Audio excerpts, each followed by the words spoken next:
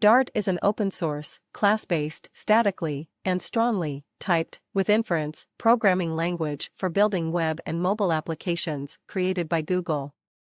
Although Dart is statically typed, it supports dynamic typing through the dynamic type. Dart's design goals are: create a structured yet flexible language. Make Dart feel familiar and natural to programmers and thus easy to learn.